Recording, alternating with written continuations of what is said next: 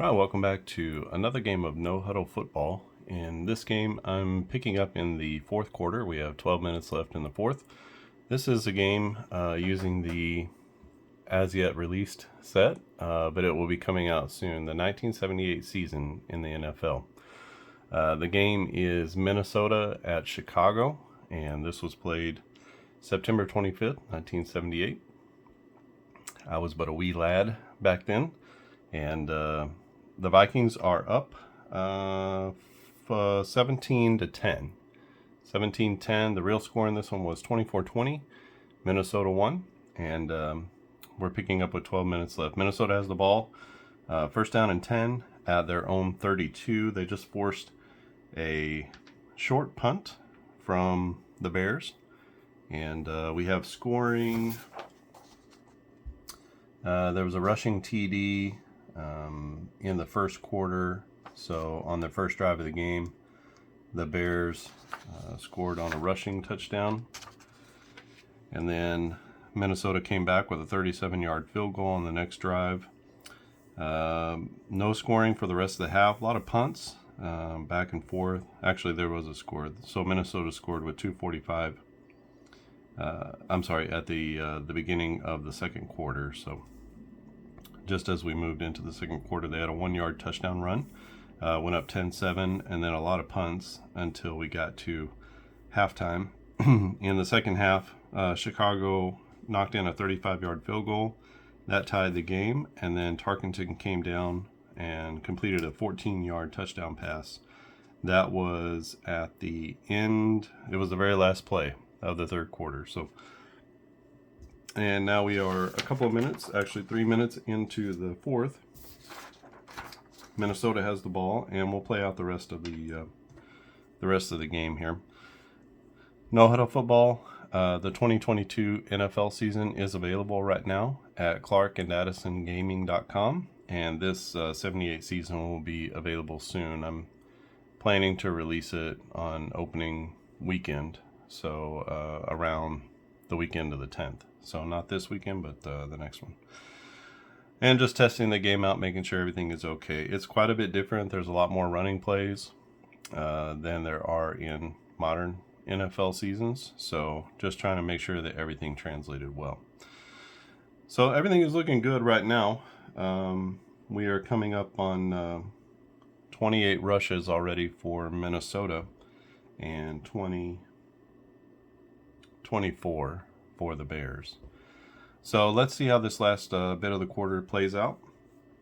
We have Minnesota here, and we have Chicago here. I know you can't see the entire thing, but you can see the very first play. And I'll just very briefly discuss gameplay, but I have a whole tutorial series on how to play No Huddle Football, so it takes you through all the different aspects of how to play the game. So mostly this is just going to be gameplay here. I'm going to play it anyway, so I might as well record a little bit. So first we start off with the first play from scrimmage, and we start with the offense each time. And red 8 red means you go off of the offensive side for the offense, and a red 8 is going to be a pass play. I'm sorry, an 8 of hearts is going to be a pass play. So we go back to the offense, and this could be a big play here. That's going to be 14 yards on the pass. So that'll be a first down for Minnesota. That takes 2 ticks off the clock. No change in the downs. And that's going to be 10, 11, 12, 13, 14. And that'll bring up first and 10 from Minnesota's 46. Next play is also a pass play to the offense. And a black 4 is going to be an incompletion. Takes off 1 tick from the clock, brings up second down and 10. Another pass play to the offense. This time it is a red 8, and a red 8 is going to be a 4-yard pass play.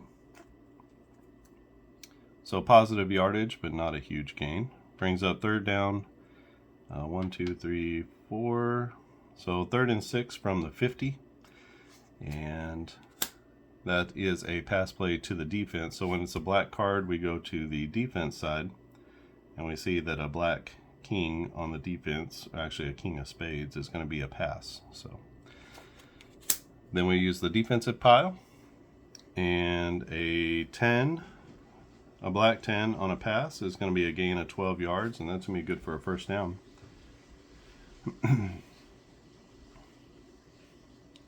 So 2 ticks off the clock, we get a first down, and it's going to be 10, 11, 12 yards. Takes it down to the 38-yard line. I'm using this as my first down marker. So we have 1st and 10 for Minnesota from the Chicago 38. This is a running play, so red 5. A 5 of diamonds is a running play to the offense. And we go down to our rushing chart here, and that's going to be a red 7 is a gain of 2 yards.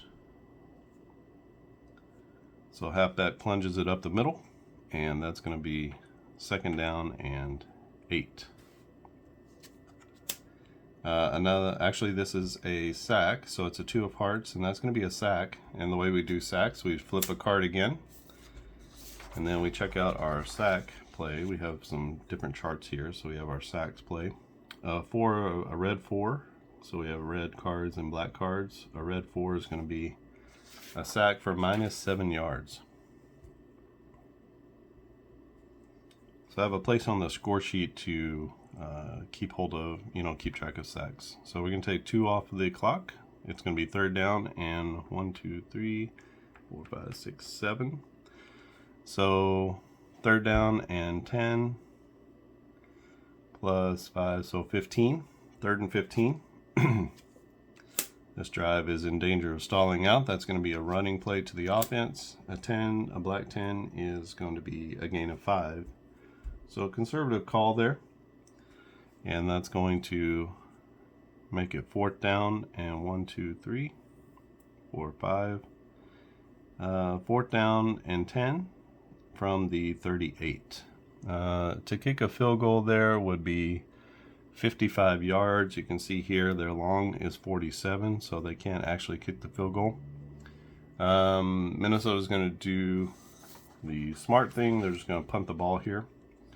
Inside the 50, we have this coffin corner punt that we can use. And so we flip a card here on the offense.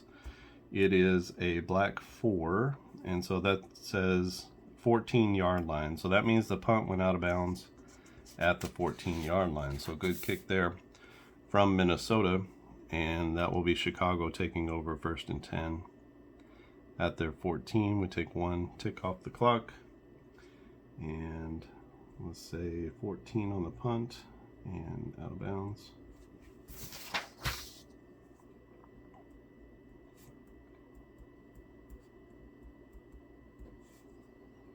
We're down to 8.5 minutes. That means it was a 3.5 minute drive. 17-10 is our score. Let me go ahead and shuffle the cards, and we'll start the drive for the Bears. All right, Chicago takes over 1st and 10 at their own 14-yard line. They've got 86 yards to go for a game-tying score, and they've got 1st down. So let's go. First play from scrimmage is going to be a sack, and just like that, Chicago drops back. A black 9 for the defense is going to be a loss of 7 on the play. That is the 2nd sack of the day for Minnesota. It's going to bring up 2nd down and 17. So that drops it all the way back to the 7-yard line. Black 8 goes to the defense, and that's an 8 of clubs. So that's going to be a running play to the defense. A black 8, that'll be a gain of 4. So it brings up 3rd down, and they get 4 of those back. 1, 2, 3, 4. So 13 yards to go, and we're going to do a pass play. And so it's going to be a pass to the offense. We don't look at the, if you want to call a play, you can call a play. Then you're just looking at the color instead of the the suit. In this case, it would have been a pass play anyway to the offense. And that could be a big one. That's actually going to be a big play. And so for big plays, we have a big plays chart here. So we got our pass here. And so it's either going to be a big pass play, a TD, or a penalty, depending on what we draw. A 4 is going to be a 35-yard pass. And so just like that, Chicago with a big 35-yard connection. And that's going to take us down to the 7-minute mark. It'll be first down. And we have 10, 20, 30, plus 1, 2, 3, 4, 5. So out to the 46-yard line. And that is a huge play for the Bears, who are looking to tie the ball game. They're down by 7 with 7 minutes left in the ball game. This is going to be a pass, and we'll be using the defensive card. So a red 8 is going to be a gain of 7 yards. I don't really know much about the Bears, but or at least not the Bears from 1978. But Chicago connects on the first down. It's second down and 3. This is going to be a rush to the defense, and a black 5 is going to be a gain of 2. And it's going to bring up third down and 1 from the Minnesota 45. 6 minutes left to go in the game. This is another rush to the defense. Oh, an ace. A red ace is going to be a gain of 9. And that's Walter Payton, I believe, at this point. So that would be 10. That's 9. So first and 10. Nice first down pickup there. And we are going to head to... it's first and 10 from the 36-yard line. A 9 of spades is going to be a running play to the defense. Red 3 is going to be a gain of 1. So time ticking down. 5 minutes left in the game, and that is a gain of 1. So from the 35, Chicago has a second and 9. This is going to be a pass play to the defense. And a black 9 is going to be a gain of 8 on the play. Nice connection there for Chicago. And 1, 2, 3, 4, 5, 6, 7, 8 brings up third down and 1 with 4.5 minutes left in the game. Nice drive going for the Bears. 5 to the defense, a rush to the defense. This is going to be a good one. That'll be a pickup of 6 yards. And a first down. Takes us down to the 4-minute mark. 1, 2, 3, 4, 5, 6. It's first and 10 from the 21. A field goal won't do it. They need to punch it in for a score. This is going to be a pass to the defense, and a good one. That'll be a queen is a gain of 14 yards. And that picks up the first down for Chicago. Takes another 30 seconds off the clock. So 10, 11, 12, 13, 14. That's going to be first and goal at the 7 for the Bears. This is going to be a pass to the offense this time. And a 2 is going to be a killer. That's an interception at the inside the 10-yard line.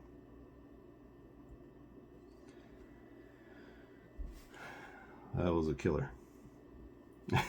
So, just like that, the air at Soldier Field has been taken out of the crowd. And so on an interception, what do? We look here at our, I don't know if you can see it or not, we have a post-interception chart. So for the defense, let's go ahead and flip there. That's going to be a king of hearts. So a king of hearts, that's an interception. And we spot the ball at the line of scrimmage plus 32. So that means that the ball was intercepted and run back 32 yards. So 32 plus 7 is 39. So that's going to be first and 10 for Minnesota at the 39-yard line.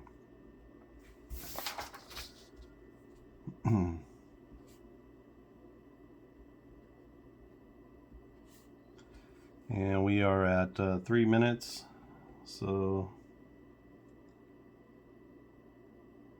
39. So 8:30. So 5.5 minutes go off the clock. Terrific drive. It ended poorly for Chicago, as started at their own 14.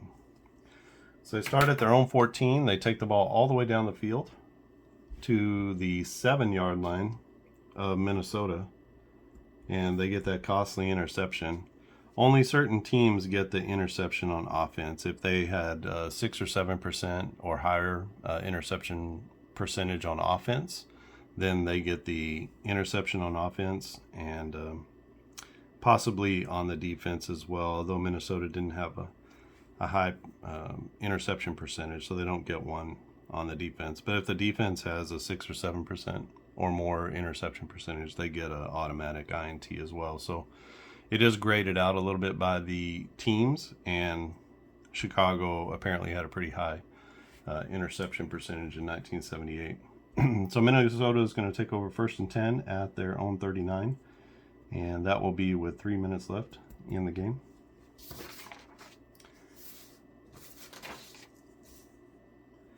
We do have timeouts in the game, and Chicago is probably going to get into calling timeouts. Let's go ahead and shuffle the cards, and we'll come back with Minnesota's drive.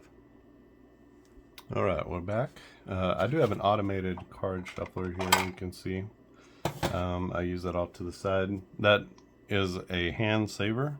Even I don't have arthritis or anything like that, but no trouble with my hands. But I notice when I shuffle a lot with this game, it really bothers my wrist. And so that's, $15-20 on Amazon, and it's worked beautifully. Just uses a few AAA or AA batteries maybe, and it sits off real nice to the side, gets out of the way, but has been really good on my hands. So let's go with the 1st and 10 for Minnesota. We got 3 minutes left in the game, and they are going to be starting from their own 39.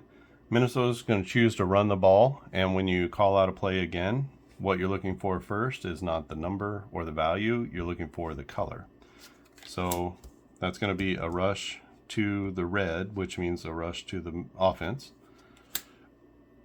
So we look in our rushing chart, and a red 8 is going to be a 4-yard gain. So that brings up 2nd down, and actually Chicago's going to call a timeout, so that only takes 15 seconds off the clock. Each team gets 3 timeouts per half, so we're going to say 1, 2, 3, 4.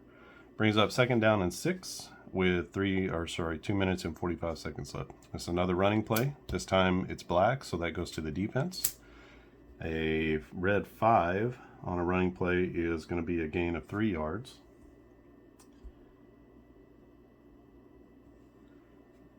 And another timeout taken, so only 15 seconds off the clock. It's going to bring up 3rd down and 1, 2, 3. 3rd down and 3 for the Vikings. This goes to the offense, another running play. Red 7 is going to be a gain of 2. So they come up just short. And Chicago's going to take their final timeout. They're going to get the ball back. So we're going to get a punt from the 48. There's going to be 2 minutes and 15 seconds left when we kick the punt. And let's go ahead and punt the ball. The way we do the punts is with our punting chart. It's here. So we'll flip the offensive card since they are the ones kicking. And a black king is going to be a 54-yard punt. So that's going to be 10, 20, 30, 40, 50, and 4 is into the end zone for a touchback.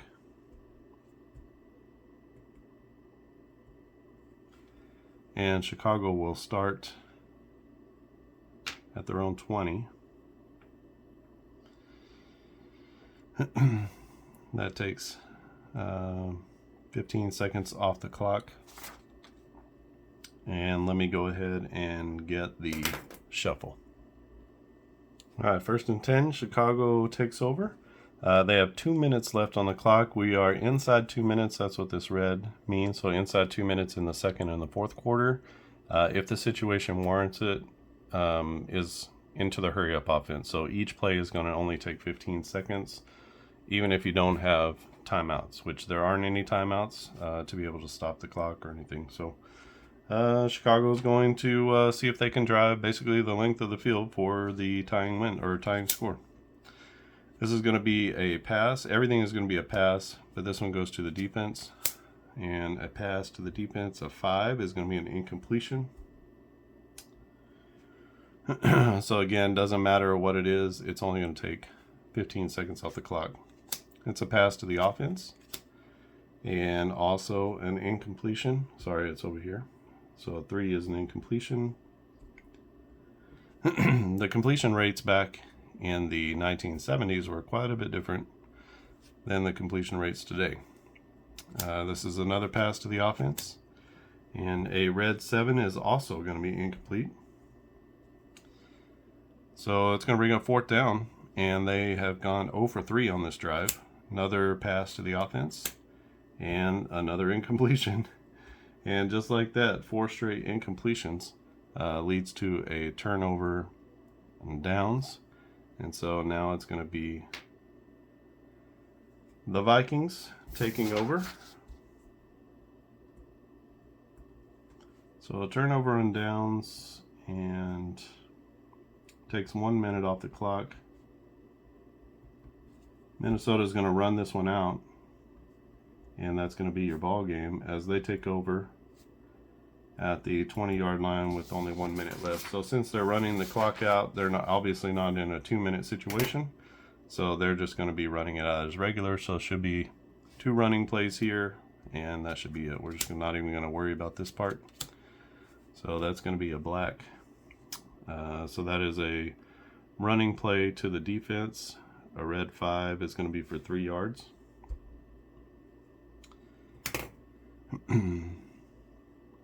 Brings up 2nd down and 7. Another run play to the defense and a jack. That's going to be a gain of 4 yards. And that will run out the clock. That is the end of the game. And Minnesota is going to win this one 17-10, as neither team scores in the fourth quarter. And just mark down the final. 1 minute of possession. 17-10 is our score. A defensive battle in this one. You can see our highlights here. Quite a few punts from both teams and a couple of sacks for each team. They used up all of their timeouts. I'll go through and figure up all of the totals for the rushing and the passing, and we'll see how this one went. All right, we're back with the final totals here. For Minnesota, they had 17, and Chicago scored 10. So 17-10 as Minnesota goes into Soldier Field. September 25th, 1978, and they come out with the win, 17-10 over the Chicago Bears. Passing for the Vikings, 18 of 31, 190 yards, 1 TD, no interceptions. Rushing, 35 carries for 137 yards, 1 TD, no fumbles. And they did have 1 37-yard field goal.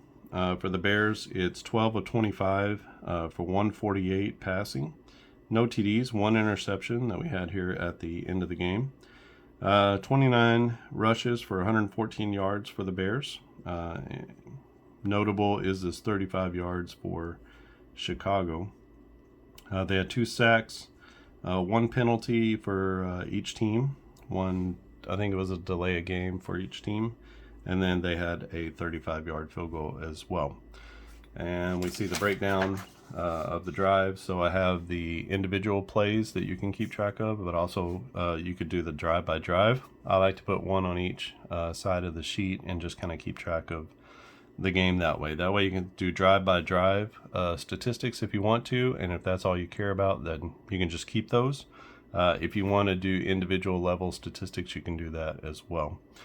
But we can keep our time of possession for each team. We can keep track of the score this way. And this is the start time for the possession. This is what happened. This is the overall time of possession for each drive. You just take where you are when the drive ends, and you subtract that from the start time, and that'll give you how, what the drive is. Essentially, you're going back and forth in football, right? But you can see they're different drives. So just to see the statistics, it's 1, 2, 3, 4, 5, 6, 7, 8, 9, 10, 11, 12 drives for Minnesota. 1, 2, 3, 4, 5, 6, 7, 8, 9, 10, 11 drives for Chicago. So it comes out right about what you would expect. Each team is going to get 2 to 3 drives per quarter. And the game plays very well. I haven't had a lot of feedback yet on the 2022 season, but it just came out not long ago. So I think people are still playing it, if they're playing it. But we've had a few sales so far. And if you're interested in older football seasons, I'll be creating some of these classic ones as well.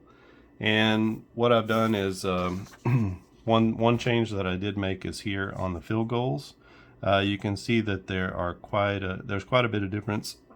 There's quite a bit of difference in the misses and makes from a long time ago to today. So a bad field goal kicking team back then was really bad. I mean, it's less than 48%. There are actually teams that made less than 48% of their field goals. So that's, a pretty bad option for a lot of teams. But even the best ones are in the 75 to 80% range. So, you're not going to get any 90 plus field goal percentage kickers in the 1970s.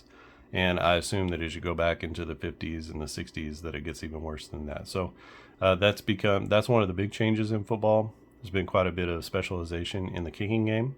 And so kicking percentages have gotten significantly better over time. So I did have to make that adjustment because it just wasn't realistic to have a 90% field goal kicker because there just weren't any. I think the league leader was 80, like low 80s was the league leader for that year. I also went through and took away some of the penalties from the 1970s that weren't going to exist. So that was one part as well. All right. So I tried to contextualize it just a little bit in the areas that I felt were the most necessary to contextualize. The individual card, the teams themselves are going to be contextualized just because I'm using their actual percentage of run to pass. So you can see it's quite heavy, especially for some teams with running the ball as opposed to passing. And then you can see that their completion percentages are quite low. In the 2022 season, it's more regular to have 8s and 7s and 6s in the completions. Like your highest completion percentage teams are going to be at the 6. But here, your highest completions are coming in at a 7. So passing was just a different beast back then, and most teams ran the ball. And when they pass for high yards per catch averages usually. So sometimes 14, 15 yards per catch. But they just didn't have very many completions. So you're going to run into a lot of games like this where, a good game is 50% with 200 yards. So that's just kind of the nature of older football seasons. And so that didn't really change probably until the 90s or late 80s when you started to get into more like consistent 300-yard passing games and stuff like that. So it's an interesting challenge to try to bring out the spirit and the flavor of the 1978 season. Hopefully this has done it. And when this is completed, I'll let everybody know on this channel. I'll let everybody know on the Facebook group as well. I'll put a link down to the Facebook group. You can join our private group. It's not a public group, so you don't have to worry about that. And just answer a few questions, you'll be in. And then that's where I'm going to be posting most of the updates for any of the Clark and Addison Gaming Company games, including No Huddle Football or any of the new baseball games, or just really anything I'm thinking or working on at the time. That will be the central hub for that. And this particular YouTube channel is going to be the center for all things video for this channel, for this company as well. And you can click subscribe, and if you click the little bell icon, you'll be notified every time I put out a new video. I've been working through a new baseball sim, and it's a sort of a retread of a free game that I found on tabletopsports.com, and that it comes with a player creator, like a rating, the ability to rate players, and I've converted that from not only ratings, but I've added a card maker so that then you can rate any baseball players in history and also create cards for them. And you can choose how many people you want to be a part of your set, how many teams and who they are. And I'm just showing you how to use the tool. And I'll be releasing that spreadsheet, and I've also done a video series. I think I have one more video left on card customization, but otherwise the video series is ready to go. And that'll show you how to use the spreadsheet, how to work and do everything to make cards yourself. And literally, you can take any players in history. The ratings are super simple, and they're based off of things that you can use all the way through history, whether it's in American leagues or Korean baseball leagues or Japanese leagues or Danish leagues, whatever you want, beer leagues, whatever it is. If you can find the stats for it, you can rate the players. And then if you can rate the players, you can create cards. So even create your own, fictional teams if you wanted to. So it's pretty cool, and a pretty cool idea to be able to have a game engine that you can use, and then also be able to produce any kind of card that you want for any team, and including mixing and matching. So it'd be great if you wanted to do, let's say, you wanted to do a draft league and draft players onto their own teams. Then you would just go through and you put them on the correct team, create a card for them, and they don't necessarily have to be on the team that they played for. They can be on your drafted team. So that's kind of an interesting concept, and it would be really cool to see how people could take that and run with it a little bit. So I'm going to be releasing that, and that file will be available at the in the Clark and Addison Gaming Company Facebook group. So I'll just make that spreadsheet freely available, and you can use the card creator for that. And so maybe a little bit of enticement. So go to the link in the description, join the Facebook group. We are about 8 or 10 strong right now, so let's grow that group. And if you're interested in my games at all, that's where you want to be in terms of keeping track of what all is going on. So I'm posting new videos that I have. I don't always post everything to the other Facebook groups, so sometimes there's just sort of exclusive content there. And also what I'm working on, or there's a sneak preview. So I'm showing the introduction video for that video series about the card creator spreadsheet. So that's not something that I've shared with anybody outside that group. So you get some exclusive access and exclusive content of things that I'm working on. And I appreciate everyone's support so far. There have been several people who have purchased No Huddle Football, but I know as we're only 2 weeks away now from the football season starting. College season starts this weekend, I think, and it's going to be football time. I can feel it in the air already in Chicago. Fall is coming. I think it's supposed to get hot next week, but fall is coming, and you can kind of feel when that is turning the corner. All right, so Minnesota goes into Chicago. They take the game 17-10. This is using the 1978 season for No Huddle Football, and again, this will be out within the next 2 weeks, so be looking for that. If you have any questions or comments, leave them down in the comments section below. If you want to find out more about this game, just go over to the channel homepage, and there's a playlist there for No Huddle Football. You can go through each of the videos and you can see how the game is played. That's the main way that I'm going to be producing how to play No Huddle Football. So you can watch a little bit here and learn how to do it, and then watch those videos, and it'll show you a little bit more step by step and slowly how to go through and play all the different parts, and it explains the different pieces of the charts and ways to play the game. All right, I think that's it from here. Thanks for watching, and I'll see you again next time.